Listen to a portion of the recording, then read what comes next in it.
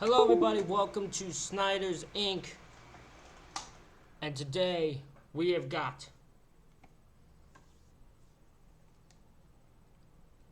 a MrBallen video. And this is Beware of the Pope Lick Monster. Now, for those who watched the Tough video, he covered this a little bit, but this story, I wanted to hear from the word of the greatest storyteller on the internet, MrBallen. So we all get right into it. Ladies and gentlemen, hit the like button, hit subscribe button, comment, thing down below. If you'd like to help me out with a donation, you can leave a super thanks or a link to our PayPal in the description. Let's go. In 2016, a couple was walking up this dirt path on this wooded hillside when they came up to this huge barbed wire fence. And all over this fence were signs saying no trespassing and warning people that what was on the other side of this fence was very dangerous. But the couple ignored these signs and slipped through a break in the fence to the other side and just kept on walking. Minutes later, that couple would come face to face with a monster. But before we get into that story, if you're a fan of the strange, dark, and mysterious delivered in story format, then you've come to the right place because that's all we do, and we upload once a week. So, if that's of interest to you, please offer to do the like button's dishes, but be sure to leave all of the cups and bowls right side up inside of their dishwasher. Also, please subscribe to our channel and turn on all notifications so you don't miss any of our weekly uploads. Okay, let's get into today's story.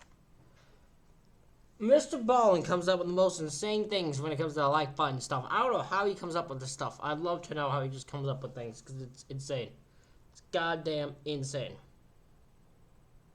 While she was in high school in Dayton, Ohio, Raquel Bain became known as a bit of a thrill seeker, primarily because she would do something called car surfing, which is exactly what it sounds like. She would climb onto the exterior of cars and hold on to the roof while somebody else drove it around. In addition to seeking out the... That sounds like a thrill. That sounds also very fucking illegal. That was like something that should have gotten her arrested. These physical thrills, Raquel was also drawn to psychological ones, like going to places that were supposedly haunted and seeing if she could spook herself. Following high school, Raquel kind of calmed down and became less of the wild teenager she was known for being, and instead she really focused on building a life and a career for herself. And so she would go to college and she would earn her degree in surgical technologies, and then by 2009 she was employed full-time as a surgical assistant in Dayton. Also around that time, she had her first child, a son, who she adored. But despite creating this life full of stereotypically Sorry for the abrupt cut. I had to check because my power goes off on this computer randomly if I lightly touch a cord. And it's really annoying. So, sorry about that. I had to make sure they worked well. It was fine. adult, mature things like having a career and starting a family. Deep down, Raquel was still very much the thrill-seeking wild teenager she was back in high school. But as an adult, she just never had time to go seek out those thrills. So, with that in mind, fast forward to April of 2016. By this point, Raquel is 26 years old, and that month, a very rare weekend popped up where Raquel did not have to work and she didn't have any childcare responsibilities. And so, wanting to take advantage of this free time, Raquel asked her boyfriend, 41-year-old David Nee, if he would join her on a road trip that weekend to Louisville, Kentucky, where Raquel wanted to check out the infamously scary Waverly Hills Sanatorium. Back in the 1900s, Waverly Hills was a place where tuberculosis patients were sent. Tuberculosis, or TB for short, is an infection of the lungs and it can be deadly. Today, there's a cure for it, but back in the early 1900s, there wasn't. And so most of the people who went to Waverly Hills died there, and usually very slowly and painfully and in total isolation from their families, because in virtue of being sent to Waverly Hills, they were effectively being quarantined to stop the spread of the disease. Waverly Hills would eventually shut down permanently in 1961 because by that point the cure had been found, and after it shut down, the building basically just sat there. Nobody else came in and turned it into anything else. And so this building is basically abandoned. I want to see this building so badly. There are so many buildings I want to see. so badly. This is one of them. I want to visit this abandoned place. And lots of people began sneaking in to see what it was like in there, and a shocking number of these trespassers reported seeing ghosts inside. Today, the sanatorium is still very much in the same condition it was left in, but the Waverly Hills Historical Society has stepped in and made it very hard for people to sneak into the building. However, knowing people do want to go in and look around, the Historical Society has begun offering guided tours of the sanatorium, and these tours are given exclusively at night to increase the spooky effect. Love that. Love that so much. And so David, who had only been dating Raquel for a month when she asked him to come with her to the sanatorium, he was not really that keen on doing this. It did not really appeal to him to go walking around this totally terrifying place. But he could tell it was important to Raquel. She was really excited about it. And so he agreed to go. A few days later, on the late afternoon of April 23rd, the new couple left Raquel's place, they climbed into the car, and they began driving south. 3 hours later, they arrived in Louisville and they stopped to get dinner. And then after they were done eating, they looked at the time and realized it was only about 6:45 p.m. and the tour they had scheduled at the sanatorium was not until 10 p.m. So they had a few hours to kill. And before David could suggest anything, Raquel already had the perfect idea of how they should kill this time. She told David that earlier that day, she had learned about a spot just outside of Louisville that might actually be more terrifying than the sanatorium they had come all this way to see. And so Raquel wanted to spend these few hours checking out this new spooky spot. This spooky spot was a rickety old, narrow, abandoned-looking bridge called the Pope Lick Trestle. It's located just east of downtown Louisville in this heavily wooded area. The bridge is about 800 feet I was going to say something. I forgot what I was going to say. Never mind. long, and at its highest point, right in the middle of the bridge, it's about 90 to 100 feet off the ground. And Woo! Oh, because I know what happens. I actually wish I didn't know that now that since I know what happens here. this bridge connects the tops of two of the bigger rolling hills in the area. But the bridge's physical appearance has nothing to do with why it's considered so spooky. The reason the Pope Lick Trestle has become a central part of Kentucky folklore is because locals say there is a monster called the Pope Lick Monster that lives underneath the bridge. It's half goat, half man, and when anyone is near this bridge at night... Is this how Goatman started? Is this how Goatman started with this dipshitted, stupid fucking rumor? This monster is supposed to come out from underneath this bridge, and then what happens next is very ambiguous. It kind of depends on who you're talking to, but generally speaking, once the Pope Lick monster has emerged and it sees you, you're dead. Now, how you die ranges from the monster leaping out and attacking you with an axe to the monster using some sort of mind control to lure you up onto the bridge where you leap off. David, after hearing this suggestion, was again not really that keen to go do this really terrifying sounding thing, but seeing the excitement in his girlfriend's face, he agreed to go. And so the two left the restaurant, they climbed back in the car, and they drove for about 15 or 20 minutes to the Pope Lick Trestle Bridge. The bridge actually passed over a relatively main road, and so the couple parked just off the side of this main road, and then once they were outside, they began looking for a pathway up this hillside to get up to the bridge. And very quickly, they found a well-worn dirt path that snaked up the side of this wooded hillside that looked very much like it would bring them up to the bridge. So with Raquel in front and David behind her, they began walking up this dirt path. And as they're walking, they start to see signs that clearly say, no trespassing. But they ignore them because they're looking at this path thinking, okay, lots of people clearly come up here, so we've got to be okay. And so they keep on walking. Ladies and gentlemen, this is one little lesson to learn. When a sign says no trespassing, it means no trespassing. It does not mean no trespassing on everything but this path. It means no trespassing including the fucking path. If there's no trespassing on the path, do not walk on the path. walking up this path, and they're getting closer and closer to the top of this hill where they think it's going to connect with this bridge. And right as they're getting close, they see there's this huge chain link fence, this 8-foot tall chain link fence with barbed wire across the top that extends in either direction out of view. And so the couple walks up to this fence, and there are more signs that say no trespassing, private property, and there are additional warning signs saying that what is on the other side of this fence is also just plain dangerous. So turn around and leave. It's insane how nobody will listen.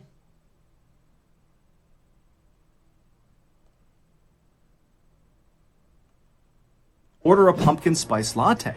And every year when I see this phenomenon occur, I think to myself, how hasn't anyone started a seasonal eel teeth and milk sandwich restaurant?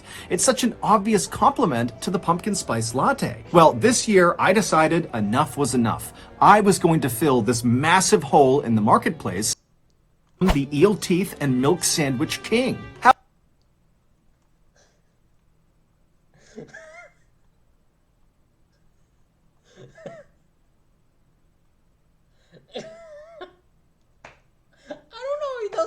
I honestly don't. I don't know how he does this.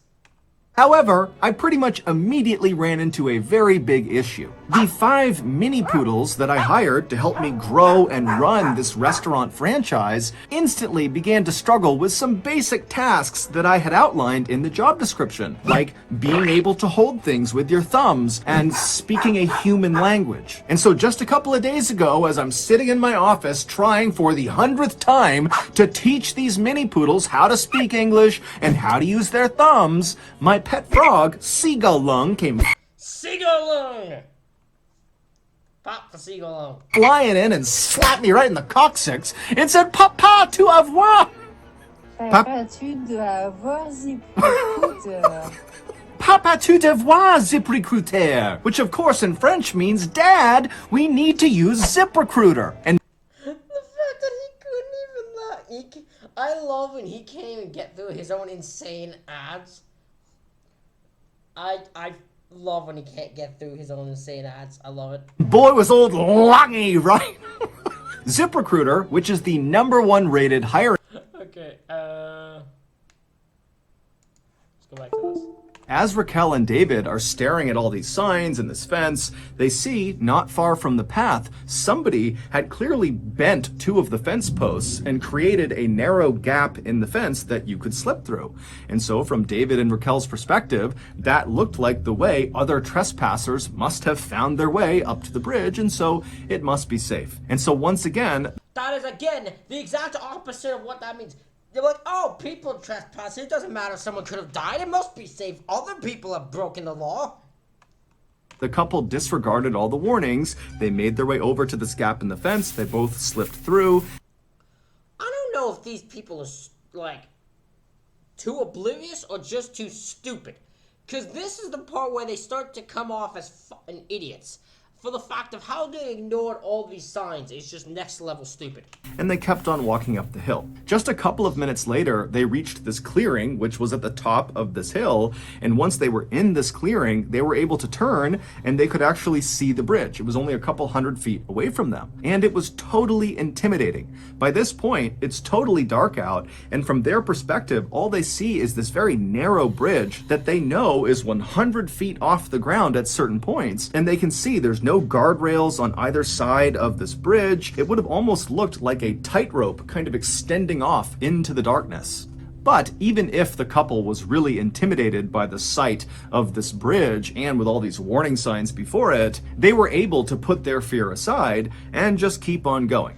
And so with David now in the lead and Raquel behind him, they walked the couple of hundred feet over to the start of this narrow bridge. And when they got there, without actually stepping onto the bridge, David came to a stop. He turned around to face Raquel and he gestured for her to come stand next to him so they could take a selfie with the bridge in the background. Because David at this point is thinking, we're not going to go on this bridge. We're just going to look at this bridge, take some pictures, and then we'll go. But Raquel, who he's looking at, gesturing to come stand with him, just walks right past him, onto the bridge and takes several steps out onto this narrow, rickety old thing, and then she stops, turns around, and gestures for David to come with her and walk across the entire bridge. And David... You know what? I'd say no to that if I was there. Not because I'm scared of that bridge, because I wouldn't trust the woman. A month in, I'm like, look, I love you. I ain't getting on a 100-foot drop bridge at night with you. I'm not doing it. I'm not doing it. What, you think I'm gonna kill you? Yes, I do. I'm gonna be honest with you. I'm gonna be honest with you. My gut says tell me not to go on this bridge. I'm not with you, and I'm not doing it. Nope, not me.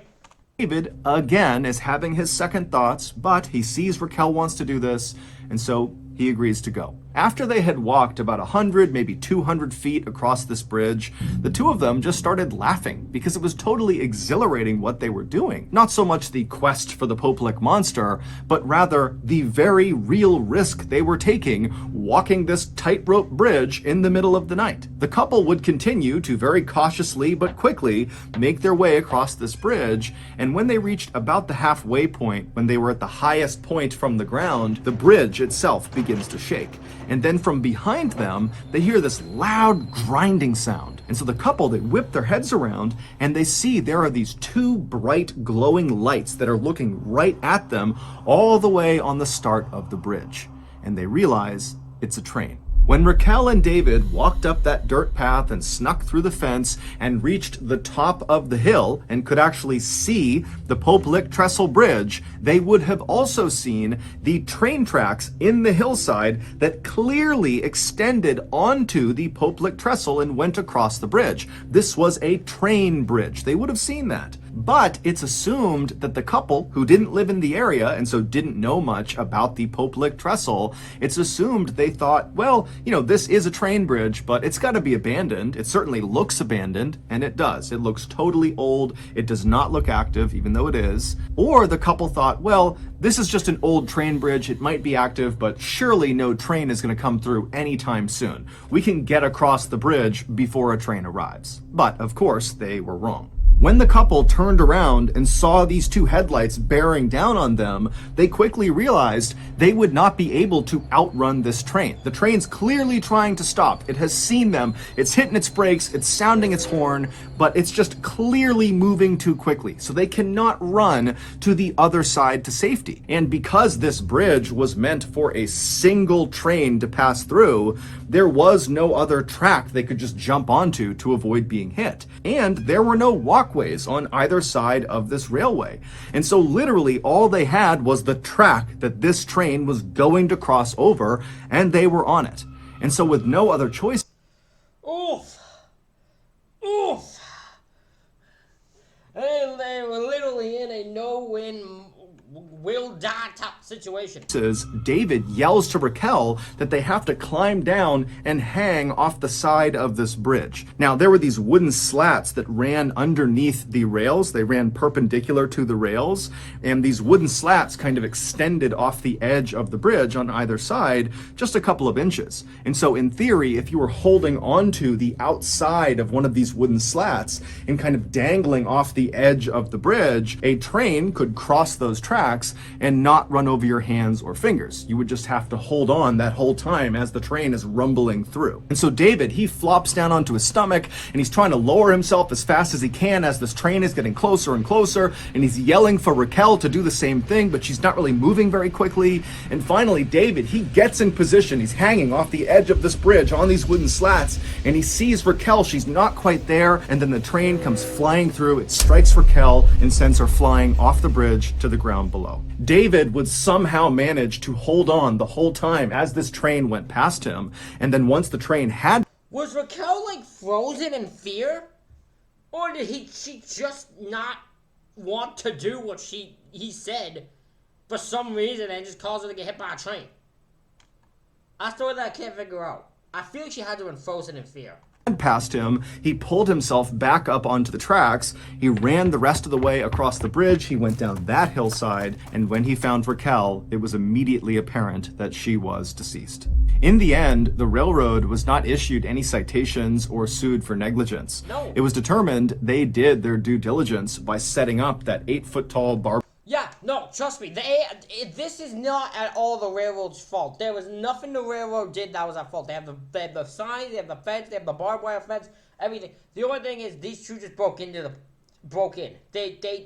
It's all their fault. I'm sorry, but it was their fault. Barbed wire fence with all those signs telling people to stay back and warning people about the hazards of going past this fence. And so it was actually David who got in trouble for this tragedy. He was cited and charged with a felony of unlawfully disrupting and or delaying a train, causing financial damages. He would plead to a lesser charge of trespassing and would be fined $2,300. Shockingly, this tragedy is just one of many that have occurred on the Pope Lick Trestle Bridge. Since the bridge's construction in the 1800s, there have been dozens of people who have died on this bridge. And several of these deaths, many of them fairly recent, the last 20 or so years, have occurred under the same conditions as Raquel's. People went looking for the Pope Lick monster and then were struck by a train. So that's gonna do it. If you got something out of Well, I'm glad to know I don't go there. Do not go under no circumstance to the Pope Lick Trestle. Good to know. Ladies and gentlemen, that is it for this reaction video. Let me know what you think in the comments. Hit the like button, hit the subscribe button. Thank you all for watching. I'll see you all for the next one.